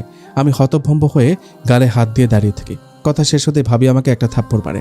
আমি গালে হাত দিয়ে কাঁদতে থাকি, আর ভাবি আমাকে বকতে থাকে, তুমি এটা কি করেছ? স্বামী হাজারটা দোষ করলেও যেখানে মাটি কামড় দিয়ে পড়ে থাকতে হয়, কথাটা ছোট থেকে শুনে আসছি, বারবার বুঝিয়ে ঠিক করতে হয়, আর সেখানে তুমি কিনা, ছি অবন্তী, এটা তুমি কি করলে? আব্বা আম্মা যদি জানতে পারে কি হবে একবার ভেবে দেখোনি? আব্বা হার্টের রোগী, তিনি এসব শুনলে কি একটা অবস্থা হবে ভেবেছ একবার? এই যে তোমার ভাইয়া যে আমাকে এত বকাঝকা করে, এরপরেও কি আমি এখানে আছি না? আর তুমি কিনা কোনো কারণ ছাড়াই স্বামীর সংসার ছেড়ে চলে আসছো। ওই দিন আব্বা জামাইকে এতগুলো কথা শুনিয়ে আসছে, এখন কোন মুখে তুমি জামাইয়ের সামনে যাবে? আর আব্বা কি কোনোদিনও জামাইয়ের সামনে যেতে পারবে? আমি কিছু জানি না, এখনো সময় আছে, কয়েকদিনের মাঝে যেভাবে পারো জামাইকে বুঝিয়ে চলে যাও, নয়তো পরে আর যেতে পারবে না। আর যেই 5 থেকে 7 দিন আছে এর মাঝে চলে যাও, নয়তো পরে সারা জীবন পস্তাতে হবে। আমি ভাবিকে জড়িয়ে কাঁদতে থাকি, কেননা আমি কি করব তখন আমার মাথায় কিছু আসছিল না। আমি কেবল কান্নাকাটি ছাড়া আর কিছু করতে পারছিলাম না। ভাবি আমাকে সান্ত্বনা দিয়ে বলে, এখন আর কেঁদেই বা কি হবে, যা করবার তা তো করেই ফেলেছ। আমি তোমার ভাইয়াকে বুঝিয়ে বলবো, দেখি কি হয়। আমি ভাবিকে বারবার না করতে থাকি। ভাবি ভাইয়ার যে রাগ আমাকে আস্ত রাখবে না। ভাবি বলে, তাহলে কি আব্বাকে বলবো এখন, যাতে স্ট্রোক করতে পারে? আমি বলি, ভাবি না না, আব্বুকে ভুলেও বলা যাবে না, সব কিছু যদি ঠিক হয় তবে আব্বুকে বলো। ভাবি বলে, তা দেখো আগে তুমি কথা বলে, যদি ঠিক না হয় তবে না হয় তোমার ভাইয়াকে বলবো। তারপর ভাবি চলে যায়। আমি ওনাকে ফোন দিই, কিন্তু ফোন ঢোকে না। আমার নম্বরটা হয়তো ব্লক করে রেখেছে। আমি ভাবির নম্বর দিয়ে ফোন দিই, 2-3 বার রিং হওয়ার পরে উনি ফোন ধরে। সালাম দিয়ে কেমন আছেন বলতে উনি উত্তর দেয়, আলহামদুলিল্লাহ, কে বলছেন? আমি আমতা করে বলি, আমি অবন্তী। উনি বলেন, কেন কল দিয়েছেন? আমি উত্তর দিই, কথা ছিল, একটু সময় হবে আপনার? আমার কোনো সময় নেই, আর একবারও কল দিবেন না। আমি কিচ্ছু বলতে পারি না, শুধু কাঁদতে থাকি। যতই চেষ্টা করি কান্না থামাতে, কিন্তু পারিনি। উনি ওপাশ থেকে কল কেটে দেন। তখন পৃথিবীতে নিজেকে সবচেয়ে বেশি অসহায় মনে হচ্ছিল। নিজের পায়ে নিজেই কুড়াল মারলাম। পৃথিবীর সব সুখ হয়তো আমার জন্য অপেক্ষা করছিল, ওনার জমানোর সব ভালোবাসা হয়তো আমার ভাগ্যে জুটত, কিন্তু আমি সব ছেড়ে অবৈধতার টানে চলে আসলাম। আমার ভেতরটা হাহাকার করতে থাকে। অনেকবার কল দিয়েছিলাম, তারপর একবারও কল রিং হয়নি। ওনার মনে হয়তো বা অভিমানগুলো তীব্র আকার ধারণ করেছে। কষ্ট পেতে পেতে ভেতরটা শক্ত হয়ে গেছে। আমার জন্য হয়তোবা শুধু ঘৃণাগুলোই অবশিষ্ট আছে। বাধ্য হয়ে পরের দিন ভাইয়াকেই জানাতে হয় ব্যাপারটা। আমার আর তখন কিছুই করার ছিল না। ওনাকে আমি আর বোঝাতে পারবো না, এতটুকু জ্ঞান আমার হয়ে গিয়েছিল। ভাইয়াকে কথাটা জানাতেই ওই দিন রাতেই বাড়িতে আসে। ভাইয়া যখন আমার সামনে দাঁড়ায় আমি ভাইয়ার দিকে তাকাতে পারি না ভয়ে। এমনিতে ভাইয়া অনেক রাগী, তার উপর আমি যেই অপরাধ করেছি এর কোনো ক্ষমা নেই। পাছে ভাইয়া আমাকে মারে, সেই ভয়ে আমি আগেই ভাইয়াকে জড়িয়ে ধরে কাঁদতে থাকি। এতে করে ভাইয়া আমাকে আর মারতে পারেনি, কিন্তু কথা শুনিয়েছে প্রচুর। কেন এরকম একটা কাজ করেছি? তারা কি কখনো আমার খারাপ চেয়েছিল কিনা, যার ফলে আমি এই ভুল কাজটা করেছি? আমি কোনো জবাব দিতে পারিনি সেই সময়। পরে ভাইয়াই আমার মাথায় হাত বুলিয়ে বলে, একটা মাত্র বোন তুই, তোর কষ্ট আমি সহ্য করতে পারবো না। আব্দুল্লার কাছে না হয় আমাকে একটু ছোট হতে হবে, তবুও তোর জীবনটা তো আমি নষ্ট হতে দিতে পারি না। তার আগে তুই একটা কথা বল, আর কোনোদিন তুই কোনো প্রকার ভুল কাজ করবি না? আব্দুল্লাহর আমার কথার বাইরে একটা কাজও করবি না, আর যদি করিস তবে মনে করবি যে তোর ভাই আর নেই, তুই আর জীবনেও আমার সামনে আসতে পারবি না। আমি কি উত্তর দিব বুঝে পাইনি। ভাইয়াকে জড়িয়ে কাঁদতে কাঁদতে বলেছিলাম, আমি কোনোদিনও তোমার অমর্যাদা হতে দিব না ভাইয়া, তুমি আমাকে ক্ষমা করে দিও ভাইয়া। আমি তখন স্পষ্টভাবে ভাইয়ার চোখেও পানি দেখতে পাচ্ছিলাম। ভাইয়েরা যতই রাগে হোক না কেন, ছোট বোনগুলো যে তাদের কলিজা, সেটা আমি ওই দিন বুঝতে পারি। আমিও অঝরে কাঁদতে থাকি আর বলতে থাকি, ভাইয়া আই এম সরি ভাইয়া। ভাইয়া আমাকে কিছু বলতে পারেনি, আমার চোখ মুছিয়ে দিয়ে বলে, তুই যে আমার কলিজা, তোর কান্না আমার সহ্য হয় না, আর কাঁদতে হবে না। আব্দুল্লাহকে আমি খুব ভালো করে চিনি, সব ঠিক হয়ে যাবে। ভাইয়ার কথা শুনে আমার কান্না থামেনি, বরং বেড়ে গিয়েছিল। কিন্তু ওই কান্নাটা ছিল খুশির। ভাইয়ার মুখ থেকে আমার প্রতি ভালোবাসার কথাটা শোনা। পরদিন শনিবার আমার স্বামীর অফিস বন্ধ, এটা আমি জানতাম। সকালবেলায় ভাইয়া আমাকে নিয়ে আমার স্বামীর বাড়িতে যায়। দরজায় নক করার কিছুক্ষণের মাঝেই উনি দরজা খুলে দেন। ওনার মুখটা কেমন শুকিয়ে গেছে, ঘামার্ত মুখটা দেখে বুঝতে পারছিলাম উনি রান্না করছিলেন।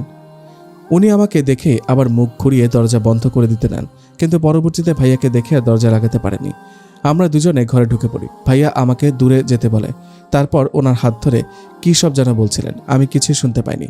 কিন্তু সম্বন্ধী হয়ে এভাবে ছোট বোনের জামাইয়ের হাত ধরে আকুতি করে কথা বলায় আমার স্বামী বেশ লজ্জা পাচ্ছিলেন, এটা আমি বেশ ভালো করেই বুঝতে পারি। কথা শেষ করে ভাইয়া এক মুহূর্ত দেরি করেনি, হনহন করে বেরিয়ে যায়। ভাইয়া চলে যেতেই উনি আমার সামনে এসে দাঁড়ায়। কিছুক্ষণ কি যেন ভাবতে থাকেন, তারপর ঠাস করে আমার গালে একটা থাপ্পড় লাগিয়ে দেন আর বলেন, মেয়েদের মুখের ওপর মারা নিষিদ্ধ, তারপরও মারলাম। কেন আসছেন আবার? কেন আসছেন? আপনার কোন দরদি আছে না? গেলেন না তার কাছে? কেন আসছেন এখানে? কি দরকার ছিল আসার? আজকে আপনার জন্য ভাইয়াকে এইভাবে আমার সামনে দাঁড়াতে হয়েছে। আমি কি জীবনেও আর ভাইয়ার দিকে তাকাতে পারবো? ভাইয়াই বা লজ্জায় আমার সামনে আসতে পারবে? আব্বা সেই দিন এতগুলো কথা বলে গেছে আমাকে, এখন আমি কি করে আব্বার সামনে যাই? আর আব্বা জীবনে আমার সামনে দাঁড়াতে পারবে? আমি তাকালেই তো অপমানিত হবেন। কি ভাবছেন কি নিজেকে? পৃথিবীতে একমাত্র আপনি সব বোঝেন, আর কেউ কিচ্ছু বোঝে না। আপনাকে আর কোনোদিনও এই ঘরে আনার ইচ্ছে ছিল না আমার। শুধু ভাইয়ার দিকে তাকিয়ে আমি কিচ্ছু বলতে পারিনি। তবে মনে রাখবেন, আসছেন এ বাড়িতে থাকেন, কোনো সমস্যা নেই, কিন্তু ভুলেও আমার কোনো খাদেনদারি করতে আসতে হবে না। এতদিন যেমন ভাবে চলে আসছি বাকি দিনও চলতে পারবো। অতঃপর আমাকে কিছু বলার সুযোগ না দিয়ে রান্নাঘরে চলে যান। আমি যে জীবনে কি জিনিস হারিয়েছি তা তখন বুঝতে পারি। কত আদর, আহ্লাদ, ভালোবাসা হয়তো আমার জন্য ছিল, কিন্তু ক্ষণিকের ভুলে আমি সব হারিয়েছি। বাবা মায়ের সামনেও আমি অপরাধী হয়ে গেলাম। আমার ভাইয়াকে আমার জন্য নিজের ছোট বোন জামাইয়ের কাছে ছোট হতে হলো। আর যিনি আমাকে এত ভালোবাসতেন তিনিও আমাকে অবহেলা করে চলে গেলেন। তবুও অন্য কেউ হলে হয়তোবা আর কোনোদিন আমার এ বাড়িতে মাথা গোজার ঠাঁইটুকুনও পেতাম না, কিন্তু উনি তো তবু আমাকে অন্তত ঠাঁই দিয়েছেন, তাতে আমি খুশি ছিলাম। ওই দিনের পর থেকে আর কখনো ওনার ভালোবাসাটুকু পাইনি, কখনো সুযোগ পাইনি ওনার বুকে একটু মাথা রাখার। ঘুমের মাঝেও একবারের জন্য জড়িয়ে ধরতে পারিনি, একটিবারের জন্যও কাঁধে মাথা রেখে কাঁদতে পারিনি।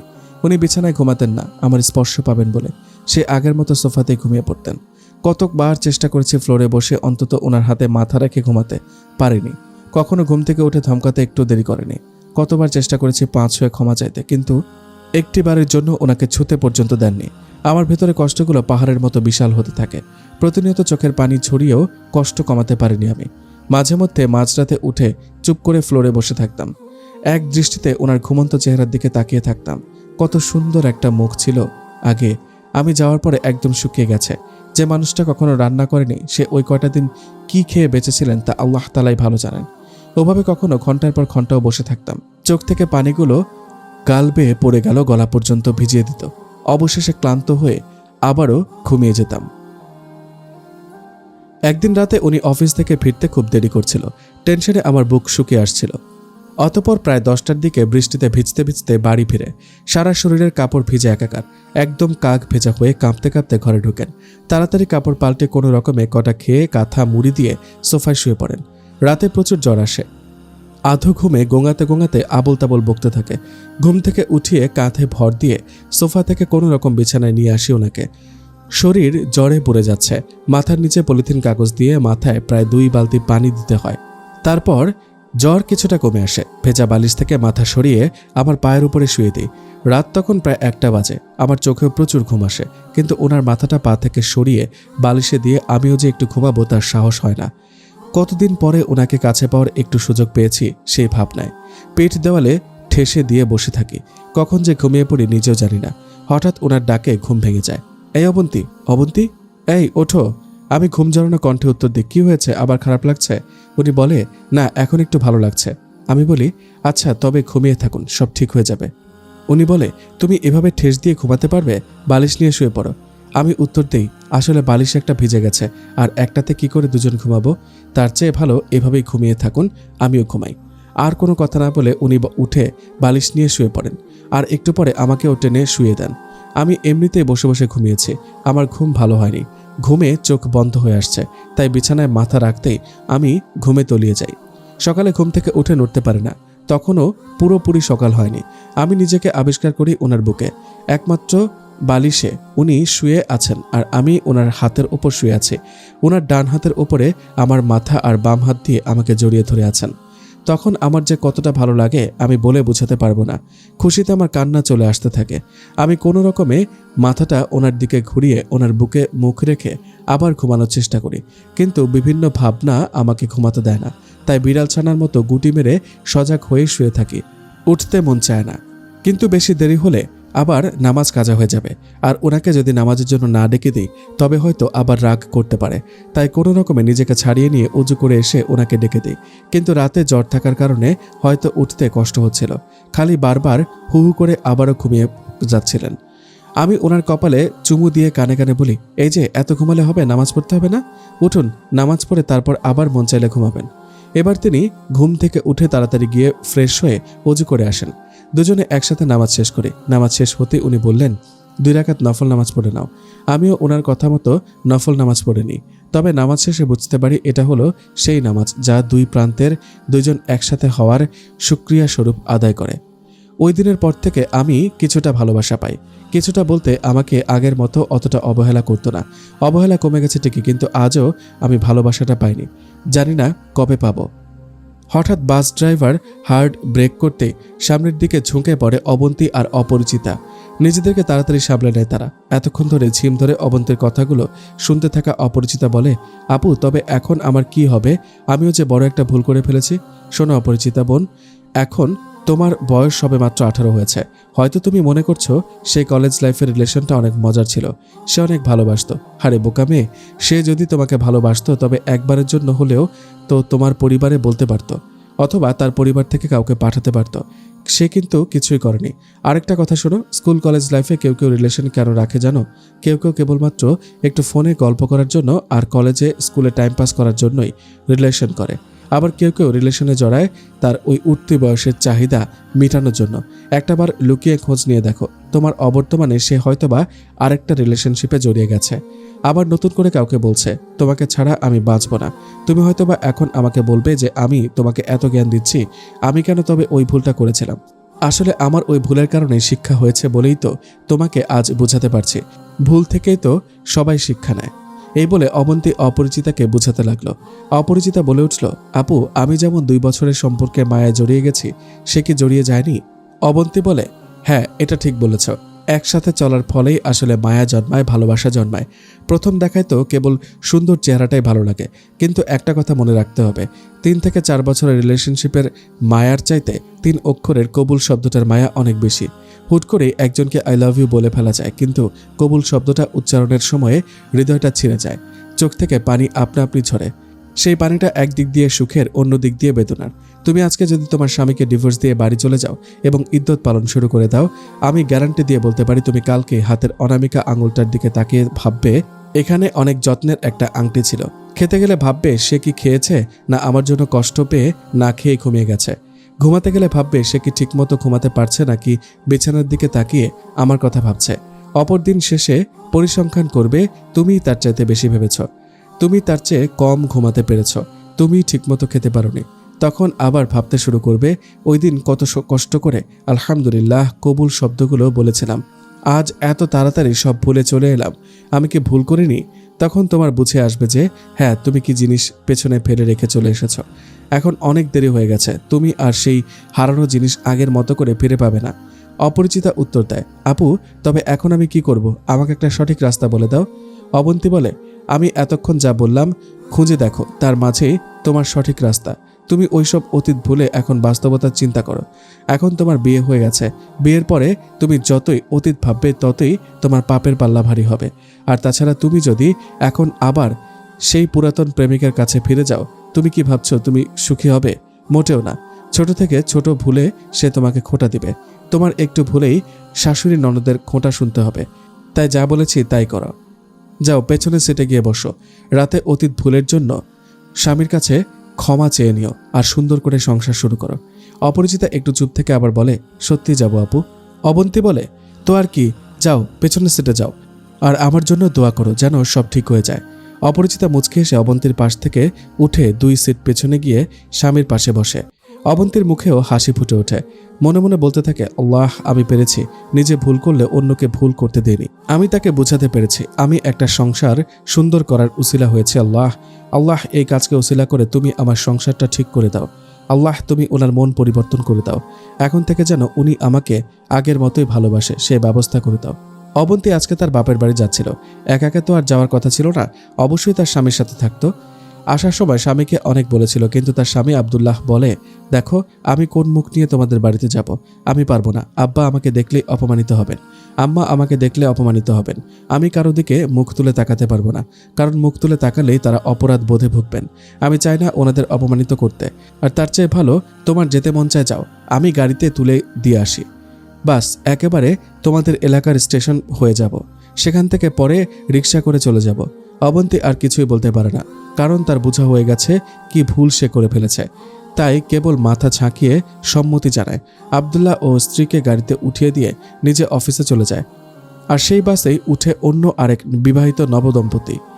যখনই মেয়েটি তার স্বামীর সাথে না বসে বরং অবন্তীর পাশের খালি সিটে এসে বসলো, তখনই অবন্তীর মনে হলো হয়তোবা তাদের কোনো ঝগড়া হয়েছে, নতুবা তার মতোই কোনো সমস্যা। তখনই অবন্তীর প্রশ্নের জবাবে অপরিচিতা বলে তার জীবনের প্রথম প্রেমের গল্প, তার ভালোবাসার গল্প এবং তার পরিবার আর তার অমতে তাকে বিয়ে দিয়েছে সেই গল্প। অবন্তী অপরিচিতার ভুলটা বুঝতে পেরে নিজের জীবনের তিক্ত অভিজ্ঞতার কথা বলে অপরিচিতাকে বোঝাতে সক্ষম হয় যে আসলে বিয়ের সম্পর্কটাই আসল সম্পর্ক। অবন্তীর স্টেশন এসে পড়েছে, তাই নামতে চায়। তখন খেয়াল করে পেছনের সিটে তাকিয়ে দেখে অপরিচিতা তার স্বামীর কাঁধে মাথা রেখে বসে আছে। নিজের অজান্তে হাসি ফুটে ওঠে তার ঠোঁটে। বাস থেকে নেমে রিকশায় ওঠে, রিকশায় বসে ভাবতে থাকে, আমি কত কিছু হারিয়ে ফেলেছি, আজ হয়তোবা উনি আসলে আমিও এমন করে ওনার কাঁধে মাথা রেখে প্রকৃতির সৌন্দর্য উপভোগ করতে পারতাম। বাপের বাড়িতে সবাই জিজ্ঞেস করে, জামাইকে নিয়ে আসলি না কেন? অবন্তী নিজের চেহারা যথাসম্ভব স্বাভাবিক রেখে বলে, আসলে ওনার আজকে নাকি জরুরি কাজ আছে, তাই আসে নাই, পরে আসবে। কিন্তু অবন্তীর ভাবি বুঝে ফেলে যে অবন্তী মিথ্যা বলছে। রাতে খাওয়া দাওয়ার পরে অবন্তীকে জিজ্ঞেস করে, অবন্তী তোমার জামাই কি এখনো রাগ করে আছে নাকি, আজকে আসলো না কেন? অবন্তী ভাবির কাছে কিছু লুকায় না, সব বলে দেয়। অবন্তীর ভাবি ওকে সান্ত্বনা দিয়ে বলে, কেঁদো না, সব ঠিক হয়ে যাবে, একটা বাবু হলে দেখবে সব ঠিক হয়ে যাবে। দেখো নাই তোমার ভাইয়া আগে আমার সাথে কত রাগ দেখাতো, কিন্তু যেদিন শুনেছে আমার বাবু হবে ওই দিন থেকেই আমি যা বলি তাই শুনে। আগে তরকারিতে একটু লবণ কম বেশি হলে রাগারাগি করতো, আর ওই দিন তরকারিতে ভুলে লবণ দেই নাই, কিন্তু চুপচাপ কষ্ট করে খাইয়া নিছে। খাওয়া শেষ করে তারপর বলছে, এই তরকারিতে লবণ মনে হয় কম হয়েছে। পরে তো দেখি আমি যে লবণই দেই নাই। আমি পরে যখন কইলাম আপনি লবণ ছাড়া তরকারি কেমনে খাইছেন, একবারও বললেনও না। পরে তোমার ভাইয়া কইতেছে, তুমি সারাদিন এত কষ্ট করো, এই গরমের মধ্যে রান্না করো, আমি একটু কষ্ট করে না হয় খাইলামই। পুরুষ মানুষের এমনই রাগ বেশি, কিন্তু দেখো বাবু হইলে তখন আর রাগ করতো না, তুমি যা কইবা তাই শুনবো। অনেক পুরুষ বলে, একবার চিন্তা করি বউ এটা ডিভোর্স দিয়ে আবার বিয়ে করবো, খালি পোলাডা মাইয়াডার দিকে চাইয়া পারি না। তাদের বলি, ভাই আপনার পোলা মাইয়াডা কিন্তু আপনার স্ত্রীর কারণেই হয়েছে, সুতরাং সন্তানের চেয়ে সন্তানের মাকে অধিক ভালোবাসতে শিখুন। অবন্তী মনে মনে ভাবে, উনি তো এখনো আমাকে ভালোই বাসে না ঠিক মতো, আবার বাবু। অবন্তীর ভাবি বলে, অবন্তী হইছে, এখন আর চিন্তা করন লাগবো না, যাও তো ঘুমাও, আমিও জায়গা, তোমার ভাই মশারি ছাড়াই শুয়ে রয়েছে। যেই মশা, যাই আমি গিয়ে তোমার ভাইরে মশারিটা টানায় দিতে হইব বলেই চলে যায়। অবন্তীও নিজের মতো মশারি টানিয়ে শুয়ে পড়ে। তারপর স্বামীকে ফোন দিয়ে খাওয়া দাওয়ার খোঁজ নিয়ে ঘুমিয়ে পড়ে। দুদিন পর অবন্তীর তার বাপের বাড়িতে মন বসে না। খালি ভাবের কথাগুলো চিন্তা করে স্বামীকে ফোন দিয়ে বলে এসে নিয়ে যেতে, কিন্তু আব্দুল্লাহ আসবে না জানিয়ে দেয়। কোনো ভাবনা অন্তর না পেয়ে বাবাকে বলে ফেলে, আব্বু তুমি একটু বলো না, না হলে উনি আসবে না। অবন্তীর বাবা লজ্জা সত্ত্বেও কোনো রকমে মেয়ের জামাইকে কল দিয়ে বাড়িতে আসার কথা বলল। আব্দুল্লাহ শ্বশুরের কথা ফেলতে পারল না, অবন্তীকে নিতে চলে আসলো। খাবার টেবিলে যখন সবাই একসাথে খেতে বসলো, আব্দুল্লাহ একবারও মাথাটা উঁচু করতে পারল না, পাছে তার শ্বশুরের সাথে চোখাচোখি হয়ে যায়। বিকেলে স্ত্রীকে নিয়ে বাড়ি ফিরে আসলো আব্দুল্লাহ। রাতে ঘুমাতে যাওয়ার আগে অবন্তীকে সাজতে দেখে প্রশ্ন করে, এই রাতের বেলায় সাজগোজ করার মানেটা কি? অবন্তী একটু লজ্জা মাখা সুরে বলে, খুব ইচ্ছে হচ্ছিল তাই। আব্দুল্লাহ আর কিছু না বলে শুয়ে পড়ে। অবন্তী হতাশ হয়ে তাকিয়ে থাকে স্বামীর দিকে। কত কষ্ট করে সাজলাম আর উনি ঘুমিয়ে পড়ল। মনে মনে রাগে গুনগুন করতে করতে কথাটা বলেই যত্ন করে আঁচড়ানো চুলগুলোকে আউলা করে দেয় রাগে। শুয়ে কাঁদতে কাঁদতে চোখের কাজল লেপটে দেয়। রাগে উল্টো দিকে ফিরে ঘুমানোর চেষ্টা করে। হঠাৎ করে আব্দুল্লাহ পেছন থেকে জড়িয়ে ধরে কানে কানে বলে, এত রাগ করলে কি চলে? আবেগী স্বরে উত্তর দেয় অবন্তী, কি করব, তবে কত কষ্ট করে সাজলাম আমি, আর আপনি কি না ঘুমিয়ে যাচ্ছেন? তা এত রাতে সাজগোজ করার মানেটা কি বুঝলাম না। কেন সেজেছে তা যদি আপনি বুঝবেন। আপনি বুঝেন না? না বুঝি না তো। তুমি না বললে কি করে বুঝবো কেন করেছ? আমার একা একা ভালো লাগে না। আপনি তো সারাদিন অফিসে থাকেন আর আমি বাড়িতে সারাদিন একা একা থাকি, আমার বোরিং লাগে। তা ওই একা থাকার সাথে এই সাজগোজের কি সম্পর্ক? কোনো সম্পর্ক নেই, আমার মন চেয়েছে তাই সেজেছি। ন্যাকামি করে, কিছুই যেন বুঝে না। আপনার শুনতে হবে না কিছু বলেই একটা কৃত্রিম রাগ দেখিয়ে উল্টো পাশ ফিরে শোয়। আব্দুল্লাহ অবন্তীর রাগ দেখে হেসে ফেলে। অবন্তীকে পেছন থেকে জড়িয়ে ধরে বলে, এই শোনো না, আমাদের যদি একটা ছোট্ট মেয়ে থাকতো তবে কত ভালো হতো তাই না? সারাদিন দৌড়াদৌড়ি করতো, কত ভালো হতো তাই না? অবন্তী মুখ ঘুরিয়ে আব্দুল্লাহর বুকে মাথা রাখে। বিড়াল ছানার বুকের সাথে মিশে গিয়ে বলে, একটা কথা বলবো আপনাকে, বলতে থাকো। জানি না আপনি বিশ্বাস করবেন কিনা, তবুও বলি। আমার আর ওর মধ্যে যদিও 3 বছরের একটা সম্পর্ক ছিল, কিন্তু কসম করে বলতে পারি আমাদের মধ্যে কোনো খারাপ সম্পর্ক ছিল না। অবন্তী এখন ওসব কথা থাক। সবকিছু আপনাকে না বললে যে আমার ভেতরে শান্তি হচ্ছে না, আমার বুকটা ফেটে যায় যখন আপনি আমার সাথে ঠিকমতো কথা বলেন না। আমি অবশ্যই মানছি আমি যা করেছি তার কোনো ক্ষমা নেই, তবুও বলি প্লিজ বিশ্বাস করুন, আমাদের 8-10টা রিলেশনশিপের মতো আমাদেরটা ছিল না। আমরা অ্যাটলিস্ট কোথাও একসাথে ঘুরতে পর্যন্ত যাইনি। আমার ভুলগুলো আমি অবশ্যই মেনে নিয়েছি, কিন্তু প্লিজ আপনি কখনো আমাকে চরিত্রহীন বলে মনে করবেন না। অবন্তী, চরিত্রহীন কথাটা হয়তো ছোট, কিন্তু এর মানে অনেকটা বিশাল। আমি কখনোই হয়তো তোমাকে কথাটা বলতে পারবো না। যদি এই কথা বলতে পারতাম তবে কখনোই তোমাকে ফিরিয়ে আনতাম না। অবন্তী থাক, আগে যা হয়েছে তা ভুলে যাও। শুধু এতটুকুই মনে রেখো, আমি সত্যিই তোমাকে অনেক ভালোবাসি, অনেক। তাই অন্তত এমন কথা আমার সামনে বলো না যাতে আমি কষ্ট পাই। আপনি যে আমাকে ভালোবাসেন এটা আমি খুব ভালো করে জানি। ইনফ্যাক্ট আমিও কোনোদিন আপনাকে এতটা ভালোবাসতে পারবো কিনা জানি না। এত ভালোবাসার পরেও কেন তবে আমাকে দূরে রাখেন? জানি না কেন, কেন জানি একটু রাগ জমে গিয়েছিল তোমার প্রতি। এটাকে রাগ বলে না, ঘৃণা বলে। আপনি আমাকে অনেক ভালোবাসতেন, তাই আমি যখন আপনাকে একটুও ভালোবাসিনি তখন আস্তে আস্তে আপনার কষ্ট লাগতে থাকে, আর সেই কষ্ট থেকে আস্তে আস্তে আমার প্রতি ঘৃণা জন্মে গেছে। যখনই আমি চাই যে একটু আপনার বুকে মাথা রাখবো, তখনই আমার স্পর্শটা পর্যন্ত আপনার ঘৃণা লাগতে থাকে। জানেন আমার কতটা কষ্ট হয়? হয়তো আপনি বলবেন, সবাই বলবে যে আমি অন্য কোথাও যেতে পারিনি বলেই এসে আপনার কাছে ঠাঁই নিয়েছে। আমিও এটা অনেকটাই মানি, কিন্তু বিশ্বাস করুন আমিও আপনাকে অনেক ভালোবাসি। আপনার প্রতিও আমার অনেক মায়া ছিল, কিন্তু কেন জানি না আমি শয়তানের কাছে হেরে গেলাম। আমি পারিনি সব ভুলে আপনার বুকে মাথা রাখতে। আব্দুল্লাহ কাঁদতে কাঁদতে বলে, আমার মা শেষ মুহূর্তে এসে শুধু তোমার জন্য কষ্ট পেয়েছে অবন্তী। মা আমাকে ভরসা করার মতো কারো কাছে রেখে যেতে পারেনি, এজন্য কষ্ট পেতে পেতে মারা গেছে। অবন্তী, মায়ের জন্য কি তোমার একটুও মায়া লাগেনি? অবন্তী ডুকরে ডুকরে কাঁদতে কাঁদতে বলল, হঠাৎ পাগলের মতো কাঁদতে কাঁদতে বলতে থাকে, মা আমাকে এত ভালোবাসতো, আমাকে এত আদর করতো। আমাকে যেদিন বলেছিল তুই তো আমার মেয়ের মতোই, সেদিন থেকে উনি আমার কাছে নিজের মায়ের মতোই হয়ে গিয়েছিল। জানি না তবুও কেন আমি তাকে এতটা কষ্ট দিলাম। ওই কথা মনে পড়লে আমার কলিজাটা ছিঁড়ে যায়। আজও ওই ঘরে গেলে আমার চোখে ভেসে ওঠে উনি হাসতে হাসতে বলছেন, তুই তো আমার মেয়ের মতোই। অবন্তী আর বলতে পারে না, পাগলের মতো কাঁদতে থাকে। আব্দুল্লাহ অবন্তীকে শক্ত করে জড়িয়ে ধরে বলে, প্লিজ আর বলো না, একটু শান্ত হও, নয়তো শরীর খারাপ করবে। অবন্তী একটা ভীত বিড়ালের বাচ্চার মতো করে স্বামীর বুকের সাথে লেপ্টে থাকে। একটু পর ফুপিয়ে ফুপিয়ে কাঁদতে থাকে। বেশ অনেকক্ষণ পরে অবন্তীকে চুপ থাকতে দেখে আব্দুল্লাহ বলে, এ অবন্তী, ঘুমিয়ে গেছ? না, আর কতক্ষণ এভাবে থাকতে দিন না প্লিজ। আরেকটু শক্ত করে ধরবেন আমাকে, যেন এতদিনের সব কষ্ট মিশে যায়।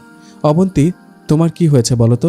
আচ্ছা শোনো, আজকে থেকে আর অতীতের কোনো কিছু নিয়ে ভাবতে হবে না, কেমন? আর এই কয়দিনের জন্য দুঃখিত, আর বকা দিব না তোমাকে। সত্যি এভাবে আগলে রাখবেন তো সবসময়? আরেকটা কথা দিবেন। আবার কি কথা? আজকের পর থেকে যদি আমি কোনো ভুল করি তবে আমাকে প্রয়োজনে যতক্ষণ ইচ্ছে মারবেন, কিন্তু আমাকে আপনার কাছ থেকে দূরে যেতে দিবেন না। আচ্ছা ঠিক আছে, এবার বলো, ছাদে যাবে? আজকে অনেক সুন্দর একটা চাঁদ উঠেছে। এই চাঁদ সবসময় উঠবে, কিন্তু আমার এখন যতটা ভালো লাগছে এই ভালো লাগা আর কখনো পাবো না। আব্দুল্লাহ মুচকি এসে বলে, এভাবেই সবসময় থাকবে তো? যদি আবার কখনো আমাকে ছেড়ে যাও আমি হয়তো বাঁচব না। সেই দিনটা পৃথিবীর ইতিহাসে আর কখনো আসবে না। যতদিন বেঁচে আছি এভাবেই পাশে থাকবো, বিনিময়ে শুধু একটু ভালোবাসা দিবেন। আব্দুল্লাহ আর কিছু না বলে অবন্তীর কপালে একটা গাঢ় চুমু দেয়। অবন্তী যেন তার জীবনের সবচেয়ে বড় কিছু পায়। সে গুটি মেরে আবারও মিশে যায় স্বামীর বুকে। স্বামীর গেঞ্জি দিয়ে চোখ মুছতে মুছতে ভাবতে থাকে, এর চেয়ে সুখ আর কি হতে পারে? আর আমি কিনা অবৈধতায় সুখ খুঁজছিলাম। সে আব্দুল্লাহর কানে কানে বলে, খুব ভালোবাসি, কখনো ছেড়ে যাব না, শুধু এভাবে একটু আদর দিও। পৃথিবীর দুই প্রান্তে দুটো মানুষ একত্রে মিলিত হলে হয়তো এভাবে একে অপরের সাথে জড়িয়ে যায়। তারা তখন চাইলেও একে অপরের থেকে দূরে থাকতে পারে না। কোনো এক অজানা সুতো তাদের বেঁধে রাখতে চায়। হয়তো সেটা সে 3 অক্ষরের শব্দ, কবুল। এই শব্দটা উচ্চারণ করতে যেমন কষ্ট হয়, ঠিক তেমনি এটা ভেঙে আলাদা হয়ে যাওয়াও হয়তো কষ্ট। পরিশেষে একটা কথাই বলা যায়, অবৈধতার সুতোয় বাঁধা পড়ার আগেই প্রিয়জনদের এই বৈধ ভালোবাসার সুতোয় বেঁধে দিতে চেষ্টা করুন। হয়তো তারা এই সুতোটা ধরেই জীবন কাটিয়ে দিতে পারে স্বাচ্ছন্দ্যের মাঝে। ভালো থাকুক পৃথিবীর প্রতিটা স্বামী স্ত্রীর বন্ধন, একে অপরের ভরসায় কাটিয়ে দিক সারাটা জীবন, এই কামনা।